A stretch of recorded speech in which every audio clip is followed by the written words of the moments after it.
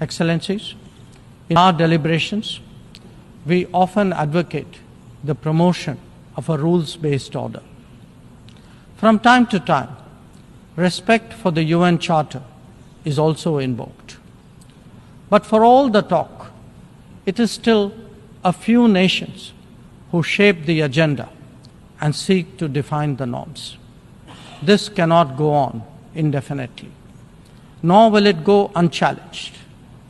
A fair, equitable, and democratic order will surely emerge once we all put our minds to it. And for a start, that means ensuring that rule makers do not subjugate rule takers. After all, rules will work only when they apply equally to all.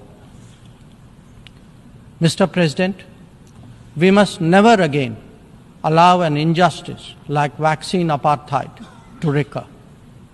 Climate action, too, cannot continue to witness an evasion of historical responsibilities. The power of markets should not be utilized to steer food and energy from the needy to the wealthy. Nor must we countenance that political convenience determines responses to terrorism, extremism, and violence. Similarly, respect for territorial integrity and non-interference in internal affairs cannot be exercises in cherry-picking.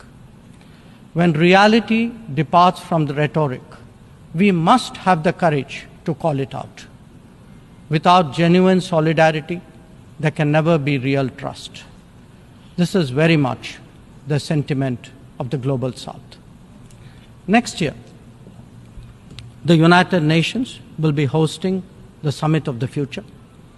This should serve as a serious opportunity to drive change, champion fairness, and reform multilateralism, including the expansion of the Security Council memberships.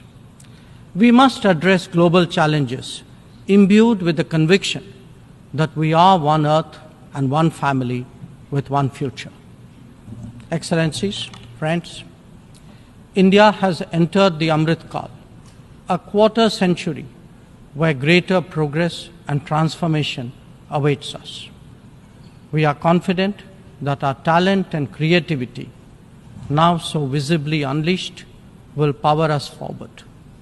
The world saw a glimpse of what is to come when our Chandrayaan-3 landed on the moon.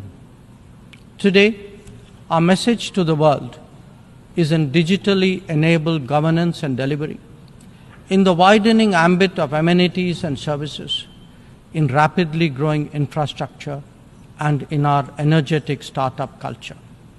It is visible too in vibrant cultural expressions, such as in the arts, yoga, wellness, and lifestyle.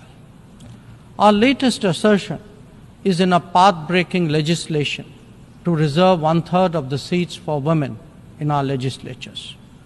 Mr. President, I speak for a society where ancient traditions of democracy have struck deep modern roots.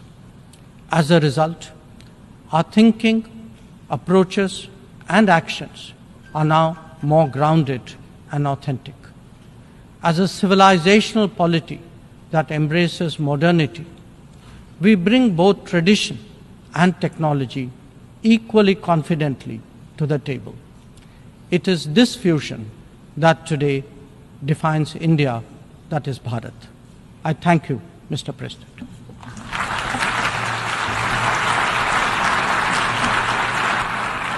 I thank the Minister of External Affairs of India.